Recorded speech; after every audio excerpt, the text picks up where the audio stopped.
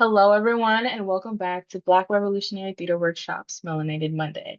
As always, my name is Bianca, and I will be your MC. For today's show, we have three pieces written by BRTW's community members and a special community conversation. But before we jump into the program, I want to spend some time telling y'all who we are and what we're doing this month. We're going to start with our mission statement. BRTW exists to disrupt any and all oppressive systems that marginalize Black people, using narrative and performance as a methodology to recenter Black people and experiences. With economic, social, educational, healthcare, housing, and political injustice facing our community, BRTW aims to tackle the issues that impact us while becoming a beacon for Black opportunity within the arts. Melanated Mondays are a monthly writing and performance salon highlighting a different theme at the intersection of Black justice and civic engagement. In honor of Juneteenth, this month's theme is For Us, By Us. Matthew Simmental from the University of South Florida, St. Petersburg, notes that although the Emancipation Proclamation was signed on January 1st, 1863, slavery only truly ended in regions where the proclamation was enforced by the Union Army. That said, Juneteenth is a significant day in African American history. Mary Elliott, curator for the National Museum of African American History and Culture Smithsonian, shares that June 19th, 1865 marks the day that General Gordon Granger of the Union Army announced to the people of Galveston, Texas, that all enslaved people were free. Angela Tate of the National Museum states that Juneteenth is a time to reflect, a time to examine freedom, and the conditions where freedom is conditional. If you would like to learn more about Juneteenth, you can find both articles linked in the description of this video. Today's program uplifts the significance of Juneteenth in African American culture and examines themes of freedom, power, comfort, and Blackness for Blackness' sake. And with that, let's jump right into our program. Our first piece is called 26% and was written by myself. Kaya will be played by Cited, AJ will be played by Janaya, V will be played by Ev, and stage directions will be read by Cyril. Lights up on three soon-to-be college graduates in their college apartment. The scent of chocolate chip cookies, weed, and a vanilla candle floats in the air. The home is well lived in with handmade art pieces on the walls and beer can sleeves displayed on the fridge. AJ and V lounge on their living room couch, giggling and passing a joint between them. Kaya stands animately in front of them, readying herself for the next round of taboo. And go. V flips the plastic hourglass timer. Okay. Shit. Hat style, gross, Pharrell Williams. mm, uh, like metrosexual Harry Styles in 2014. Man bun. Yes. Are you serious? That was the clue that did it for you? You have got to be kidding me. The trio shares a hearty laugh and settles into a comfortable silence. V passes AJ the joint. AJ takes a deep, slow inhale. I'm gonna miss this. AJ chokes as they exhale, taken aback slightly by Kaya's sudden mood shift. Don't you start with that shit now. We still have T minus 5 hours before everything changes. Don't mind AJ. They're just compensating for the fact that they're in their feelings. Hey, Keep going, KK. V steals the joint back and takes a hit. I mean, when are we all going to be in the same place with this much free time ever again? Let alone living together. I'm going to DC. We'll never see AJ's smart ass again while they're getting their doctorate. And you're gonna forget about us in Alaska. I could never forget about y'all. I'll keep in touch. bitch, how? By carrier pigeon? Contrary to popular belief, the research base does in fact have Wi-Fi. It's really you we're worried about. I can see it now. It's week 3 and you're cramming for your midterms. They testing you on indigenous crop cultivations or some shit. Kaya jumps to her feet, grabbing her DSM-5 to pantomime the scene. She opens it to a random page and mutters to herself. As she does, V puts out the joint. Rain, chloroform, root rot. Girl, do you mean chloroplast? When suddenly you get a FaceTime from your dear old alma mater pals. Hey y'all, I can't talk right now. I'm learning about how mitochondria is the powerhouse of the cell. The room falls silent. V and AJ look at each other and then fall to the floor laughing. Bitch, that is middle school biology. This is why psych ain't really a STEM field. Oh. Look, the point is, after we cross that stage, diplomas in hand, we will never have these moments again. We'll have to be actual adults. Tell me about it. I remember first year, I thought I was so grown. I walked around like I owned the place, like nothing could stop me.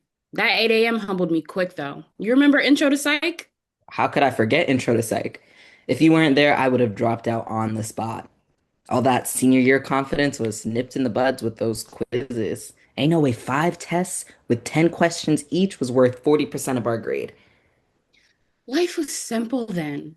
Now we have to pay student loans and afford a mortgage. I am not ready for a 9 to 5. Wishful thinking. We're never affording houses. Y'all are so pessimistic. Has it been rough? Well, yes, of course, but there's something to be said about being young Black people with bachelor's degrees. Come on, 26%.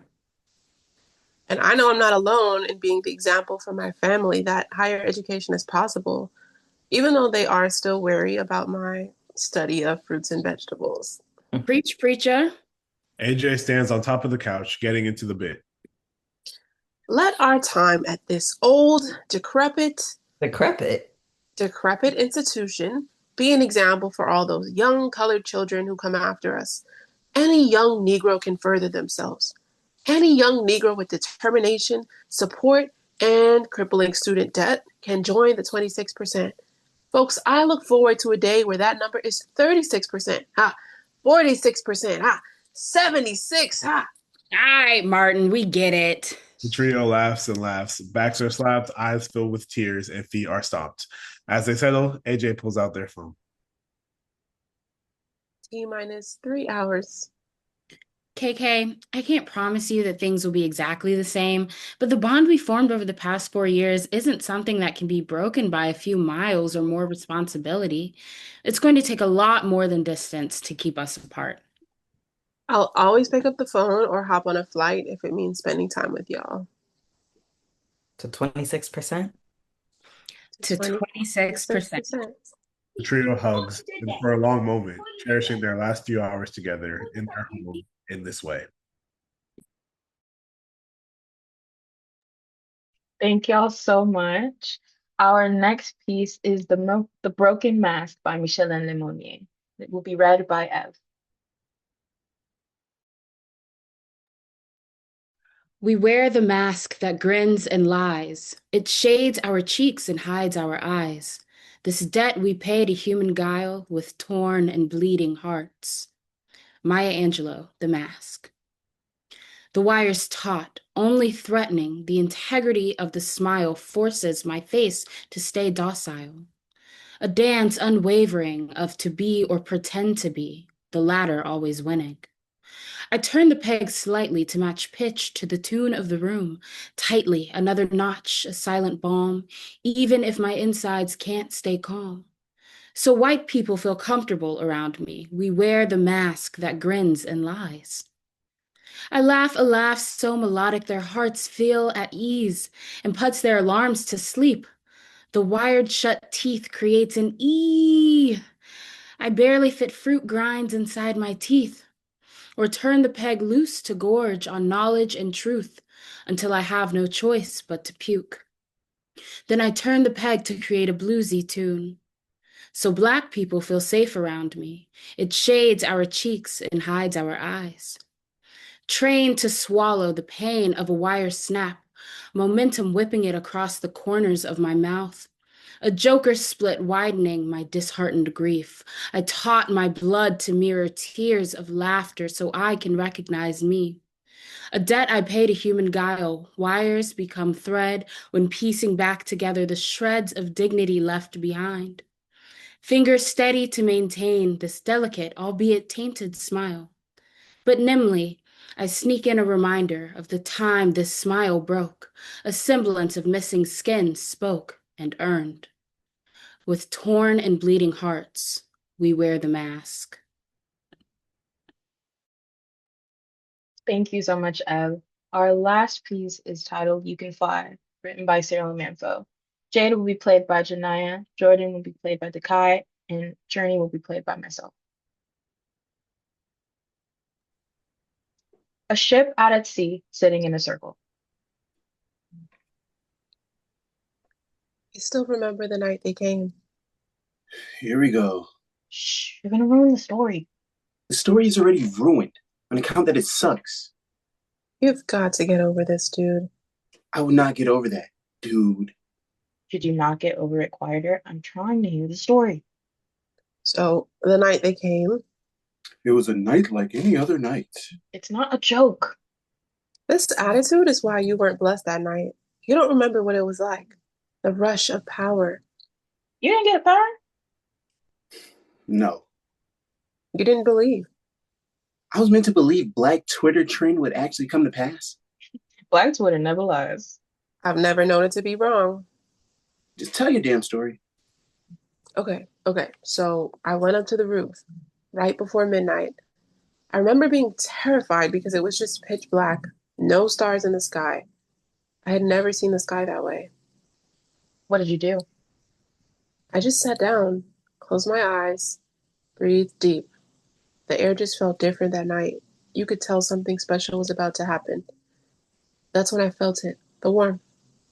I opened my eyes and I saw, Oh, let me guess. A shooting star. yes, a shooting star. I think I'm gonna be sick. You sound jealous. I'm sorry, did you get powers last Juneteenth? I'm trying to get powers this Juneteenth. So how does it work? It starts at your fingertips. You'll feel it at the top of your head and in the soles of your feet.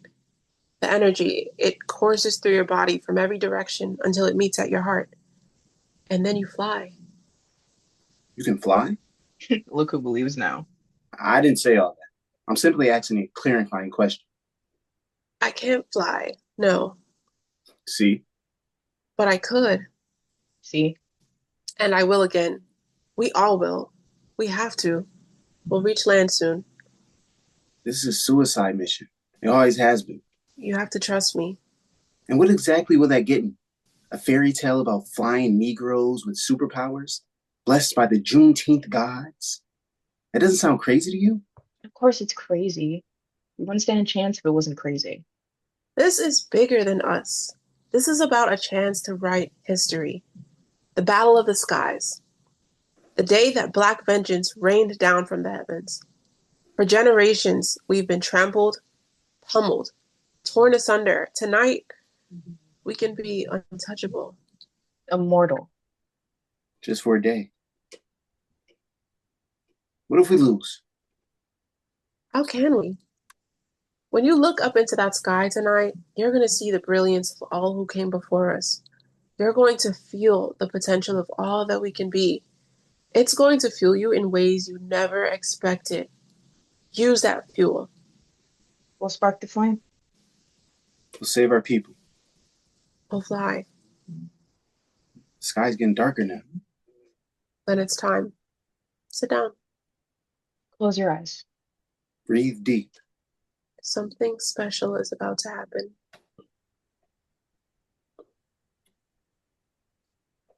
Thank y'all so much. This marks the end of our formal programming. Next up will be our community conversation with special guest Kenya Lewis. Easy. Hello, everyone. We are back this time with Kenya Lewis from Vibe Theater Company. Kenya, how you doing? How you feeling? I'm feeling good. How are you? I'm not bad. I'm not bad at all. I'm very excited for our conversation. And thank you so much again for agreeing to be a guest speaker for this show. I have a very short bio to introduce you, so I'm going to jump into it. Kenya is a dedicated artist and lifelong student of the arts whose work integrates communal healing practices within Black-centered spaces through experimental theater making. With extensive experience in devising, directing, acting, choreography, and workshop facilitation, she brings a dynamic and transformative approach to her craft. Currently, Kenya serves as the director of Vibe Company at Vibe Theater Experience, where she continues to expand her directing practice. She's also an arts educated in the New York public and charter school system, inspiring free thinking and self and social awareness in her students. Some of her most recent theater projects include Yami, I'm so sorry if I butchered that, at the Lincoln Center New Works Festival, Glass and Mirrors at the New School, Aftermath, Analyzing English at the Flea, and Breaking Fast also at the Flea. Hey, yo, wow, wow, wow. That is a stacked bio, but do you have anything to add to your introduction of yourself? That just about covers it. Yeah. Here. And I love to see it. All right, let's get into it. My first question for you is, can you talk a little bit about how and if your identity informs your approach to making art? And then what does it mean to you to bring your theatrical practices to Black-centered spaces? Yes, my identity is very intertwined. What was the first part of the question? Is my How does identity and inform your approach to making art?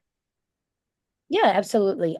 So I went to the New School for Drama, which is a PWI, and it was very critical in my development as an artist. I felt like although I did have friends and mentor like adults in my life, I felt I often had to be something that I wasn't. You know, when you reflect on like the canon, the playwriting canon, and things like that, I didn't feel represented as a Black woman, particularly as a Black woman from the hood, you know, whose father has been like incarcerated. I just didn't feel like there was a place for me. And so when I do make theater, I do feel especially because I am a devised artist, it's important to infuse my identity into the work, or use my particular lens, and how I see the world. It could even be it could be a surrealist piece or a magical piece, and somehow I will use themes of intersectionality, Black womanhood, Black identity, history, ancestry. Yeah, those things are super important to me. So I definitely bring my identity into all of the work that I do and how I do it. And then the second part of your question was, What does it mean to you to bring your theatrical practices into specifically Black-centered spaces? it means everything to me. I am of the believer that like Black people and queer people, we need new shit. We need our own Mm, shit. talk It's about it. not gonna happen overnight. It's not gonna happen overnight. I'm not under that impression, but I think we need to begin the building blocks to creating new businesses, spaces, think tanks, etc. Mm, So I feel like it means everything to me to be able to take part in that through the creation of art, particularly new art. mm, I love me some August and I even love me some Shakespeare, but there's something so empowering and radical about making new things that's reflecting, yes, old themes, mhm, cyclical themes, ancestral themes, but with new lenses. I feel like it's empowering and it's doing the work to create the spaces that I think are going to be pivotal in liberation for Black mm. people and queer people, marginalized people. That's just Mm. one way to do it. So yeah, it means everything. Oh, It I does. love that. I love that. And I love this idea of like expanding upon and building a new canon, a new Black theater canon. Especially in this generation, I feel like we are the generation of bringing in the new and bringing in everybody's voices and not the same two, three, as you've mentioned. So thank you so much for being a part of Hmm. that wave. I love to see it. Um, Delving a little bit more into your practice, into your work. In your bio, you mentioned that you integrate experimental theater making and also community healing practices in your work. And I feel like two of your most recent projects, Aftermath, Analyzing English, and also Breaking Fast, kind of tackle these themes of family and grief and what it looks like to move forward. Can you talk to us about how that directorial process was for you and how you kind of integrated the experimental theater and community healing that you mentioned in your bio? And how did that kind of guide the way that you directed both shows? Yes. Um, Aftermath was a particularly tender process. My best friend's father had passed Mm, a, a little while before that, I believe not even a full year. And so she created a play that was very new. very, very living. Mm. Um, and had the opportunity a part of Vibe Collab to kind of produce as well as acting this piece where she plays herself and kind of captures the beauty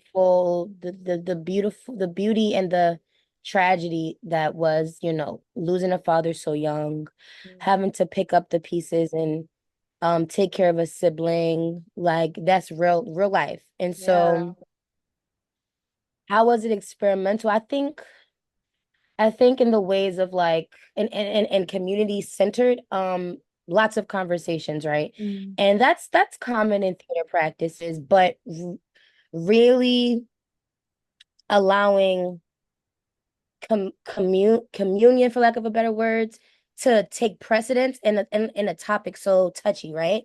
And that's Mm. triggering for everybody who's lost somebody in the process. Of course, I'm placing my best friend at center, but we've all experienced this, right? So how are we taking care of each other as we're telling the story? How am I taking care of her? How are we being realistic about what we can do if we had a Mm. short time period and we want to run through, such intense work? So we spent time looking at pictures of Mr. Jean, who was her father. We took time reflecting on stories and really just easing into the work before we started to block and do all Mhm. that other stuff.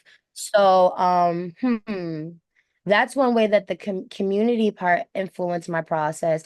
As for experimental, so I've been in doing devised theater since high school, Mm. and one little intense nugget I brought from high school was this exercise where we tell the actors to stay together. Mm. We'll say, we're gonna try to pull you apart. I want you to move and flow with each other, similar to flocking. And we're going to try to break you up. Mm. And you have to stick together. And it's intense. Back from high school, even to when we did it for Aftermath, it was intense. But we were trying to evoke this feeling of survival by community and how and what that feels like when you're broken up from your flock, what it feels like when you guys reconnect. Mm. um that's just one example of some cool experimental things that I do to inform the work. Mhm. um of course we had to talk about safety and doing that, and Of where can I course. touch you on your body and things of that nature, but um yeah, it's so funny how those things end up, the community part and the experimental part, it ends up overlapping because Yeah. at the end they're crying, like literal crying tears, because like we as in I co-directed Aftermaths with my other Mhm. best friend. So we're oppressive. We're oppressive force right now. We're ripping you from your unit, your family, your Mhm. ancestry, whatever it is that you're trying to evoke as that character, and it's your job to stay together. So it's super intense. And when we talk about it after, this idea of community and the themes of the play around grief and Mhm. love and like that, it all kind of combined. So that was one of the processes for Aftermath. And if I Mhm. could touch on a piece for Breaking Fast, which you were just a part of, um, I think we I know I as a director was really interested in bringing other people's talents into the mix. Mm. And and next year I hope to even create more of an opportunity for that. But some of the experimental things of, I mean, what did we do? We would try to, again, everything's written from scratch. So as we're Mhm. deciding how are we saying this, how do we want the audience to feel? We're like, let's sing a song. Let's add some instrumentation. Yeah. Should we move around? Should we, just this idea of play that I Mhm. feel like is not always invited into spaces with straight plays or, old Mhm. plays or musicals. This idea of Mhm. play and excitement, collaboration. So Mhm. that was long-winded, but hopefully I like answered your question. Oh no, that answered my question beautifully and then actually kind of led into my next question. just wanting to look at like Aftermath and Breaking Fast and compare the two for a second. Like, were there differing approaches that you took in directing each piece? Were there places that kind of overlapped with one another? And like, I guess I'm most interested in the idea of like taking a story that's based on something true, based on something very um personal versus a story, for those who don't know, Breaking Fast was something that wasn't necessarily based on anything that the cohort experienced in their lives, and something that we completely made together over the course of like 8 months. But kind of just a different but similar kind of vibe to the show.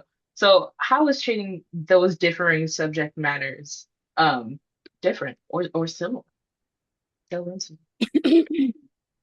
Some of the ways it was different is number one, literally every person minus one in the production team, whether that's design, directorial, producer hat, whatever, was my friends of over 5 years. Five Mm, years. And so it's a language. It could be a little, honestly, what's the word I want to say? Tricky because we're mm, bringing conversations home, right? So mm, when we did Breaking Fast, we would have a little group chat situation, but it's nothing like what I did last year for Aftermath because we wanted to get it right. And mm, and we felt empowered in a way to continue the conversations in the car. And they were exhausting. mm, Um, but we also felt privileged that we could have that type of connection as a creative team that, other teams don't get. mm, Another difference is Aftermath was much more emotional. And I mm, told y'all that in my history, especially in like healing centered plays and healing centered work and pieces, um I've often come across like some real tough moments where we've had to stop rehearsals. This is as a mm, director, as an actor slash participant. We've had to say, hold up, like we need to tend to this. mm. The world is burning down. Let's tend to this. And although we had pieces of that during Breaking Fast, everybody was pretty I would say emotionally independent. Made that word up. But made that phrase up. But because I don't doubt that people had things going on. Absolutely. Mm, People had things going on during this process that we just had, but I don't know what it was. Maybe vibe was your opportunity to not think about it, so you didn't want to bring it here. Whereas in the past, sometimes they feel like these spaces are the only place they can talk about it. I'm not mm, quite sure, but emotionally speaking, I felt like that was a big difference. We had mm, tears in Aftermath. It was passionate. It was very frustrating because and it was a different timeline. So that's another mm. difference. The timeline for Aftermath, oh my God, was like 2.5 months Oh versus our wow. 9 months. Wow. Yes. Yes. Period. Yes. Yes. Period. Um, Sorry, let me turn my thing off. But yeah, so those are some of the difference. And of course, some of the similarities is just community.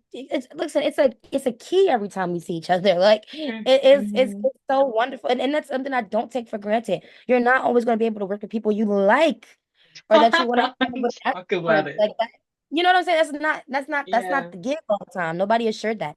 So what I'm grateful for, what was in common about both of these productions was that it was a key. Every time we saw each other, when it was time to get real, we did. We got real, but the Mhm. love, the container, which is one of my favorite words to talk about, that we created in these spaces what allowed us to be able to get through tough moments, move through them and come back the next day smiling like, hey, like let's joke, let's bust it up, let's get a drink after. Mhm. So yeah, that was similar. I love that. Well, thank you so much, Kenya, for being so candid and open. And it's very clear based on, I mean, I didn't get to see Aftermath, but being a part of the experience or Breaking Fast, like it's just so clear what your directorial vision is. And you really have a way of bringing things out of people and bringing people together. So just want to take this time to thank you for all of your diligent work and all that you're doing to make waves in this little Black theater canon that we're creating together day by day. And I guess for my last question, I just want to ask, what's next for you? What's on the horizon? Are you working on any projects that you're excited about sharing? Or is there any budding kind of subject matter that you want to pursue? Tell us all about it. You know, yes, look out for Vibe Company 2026. But Period. other than that, I'm definitely just really excited to continue to like explore and expand on what experimental means. Like in college, I was obsessed with documentary theater, Anna Smith. I'm interested in interview-based theater, and I'm interested in multi-generational theater, like creating theater with a purpose to grow or build a bridge somewhere. I think that stuff is interesting. Um I think sorry, it makes me excited to think about because I recently just got some free time. Period. So yeah, that's what I'm looking forward to. So you can look out for that. And I appreciate I'm honored. You just in here asking me questions. I'm honored. So thank you so much. Of course. And I love that. I'll definitely keep an eye out for all of the exciting things that you're working on in the future to come. Now I want to open it up to our actors who are still here. If anybody has a question or a response or wants to expand on anything that we talked about in this conversation today, please feel free to turn your camera on, unmute your mic, speak your truth,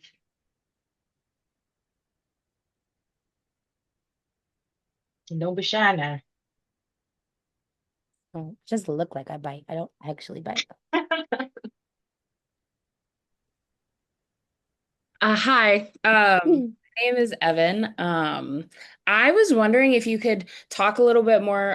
You briefly mentioned like taking space and time to like, when you're working in like when you're working with like heavy topics and stuff like that, like taking time to like really sit back and reflect. I was wondering if you could like talk more about like what that looks like I work with incarcerated girls, and so a lot of times like things like heavy kind of come up and stuff, and so I've always been kind of wondering like how to navigate that space sometimes. So I was wondering if you could just talk more about what that looks like when you kind of facilitate like that taking time. Thank you. I honestly I didn't have to do it again too much with this group because they were emotionally independent. That's what we're going with today, guys. At least in our space. But some things I've done in the past. One thing that Vibe always does is just a simple check-in, roses and thorns. I'm not sure if you're familiar.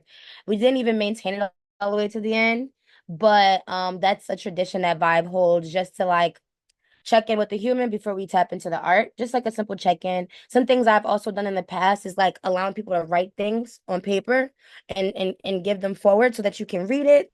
What's on your mind? What's something that you need help with that you're afraid to ask? Sometimes it's that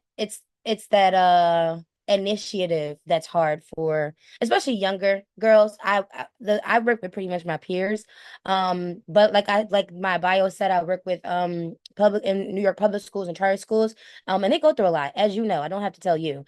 So one thing I've observed is that sometimes it's like, oh, I would open up if somebody would just put themselves before me, or if I found a way to unanimously do it. So that's some other advice I could give, like write something on a piece of paper, push it in, and then you can at the end of every day you can read it, or you can like they can indicate on the note if it's something that's private. No, that's something. Also, I've noticed that exploring through different mediums has been interesting. Collage making. We did collages for a playwriting workshop. But different things come up when you explore different mediums. Rap, poetry, like even what is your favorite song? Because you learn a lot about a child or an adult through their favorite artist and what they like. And then it could be like at the surface level, oh, this is just share time. But on a deeper level, we can be like, okay, so what do you think Lil Kim was saying in that bar? Nobody's listening to Lil Kim. Nevertheless, that's what I have. Awesome. Thank you so much. Thank you, Evan. Hi, my name Dekai McCullough. I just had a question. Can you just speak on like, I guess like the thing we hate to talk about, but the financial aspect of like putting on the show and like whether it's from like crowdfunding or like grants or whatever, but like getting that and like how like especially like for stuff that we do, like especially in like the Black community and stuff, and like stuff that might not be what the traditional theater wants to see. Yeah, because I'm doing technical direction for a show right now that we're trying to put on a musical, and yeah, I just wanted to like speak on those like as somebody who's like this is my first time doing it, so yeah. Yeah. Oh. All right. So my truth is that money scares me too. So I've been blessed to be a part of Vibes programming and not have to lead a financial pursuit. However, I did go to the New School for Entrepreneurship and Arts Management. One thing that they taught us a lot is, of course, apply for grants, which can be tricky, but also outsource to independent grant writers. I know that we have somebody on our at Vibe who works in grants, but like for Vibe, but also does it independently. A lot of people cut deals for queer people, Black people, so that's something that I think of. Finding opportunities to do things for free in the city. I just literally went to you. Are you familiar with the Tank? Yeah. Yeah, I'm familiar. Yeah, yeah, like the Tank, finding places to do things for free. Um, mm, yeah. And like you said, crowdsourcing, even if it's taking you a while to raise it, I really am so interested in the people that's our age or just young professionals, early professionals, etc., that's just going out and getting it on their own. Throw a party. Like if you met one thing that they taught us in school was like, you can make art, make poems and sell them for, you know what I mean? Like find an offering, like a heartfelt offering that you can give where people would be more inclined to donate, versus just asking for money. Um for $5 you get like this cute little toe. For $10 you get an original piece of art. It depends on who's on your team. On in my creative bubble, I have graphic designers, I have visual artists, I have singers and writers, and so I think it depends on your circle. But yeah, I hope that was helpful, but it's probably just the beaten path of like applying for those grants, seeking out new ones, um asking a friend. They always tell me that, like reaching out for coffee, like asking for help. But and the last thing, um, when I did my capstone, and I started my collective, the Network Across project, another thing that I was really interested in is attaching yourself to a nonprofit, because there's the grants that's hard to get, that's tricky to get or whatever, if you're applying independently as a collective, but you can reach out to a nonprofit and apply for grants under them. You can so I received a grant for $10,000 for a movement program that honestly I haven't received yet due to the cuts in funding. It was through Grant Making Girls of Color. But I got that through applying under Vibe. So that money would have been solely like allocated by me, and I would be the producer, and the nonprofit just hands it to you. Which is another option as well that I know of. Yeah. All right, thank you. Thank you. No, thank you. I need to think about that more. Ugh.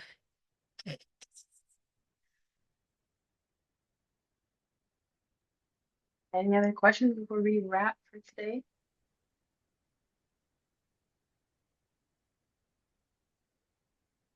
Speak now, forever hold your peace. I have a Um, question. Hi, Kenya. I want to know, what is your like dream project or endeavor? Like if you had all the resources, um, yeah, what's something you'd like to work on? I would love to be a cultural producer. I would love to have an organization that can cover multiple grounds just to produce culture, experimental, new exciting fresh works.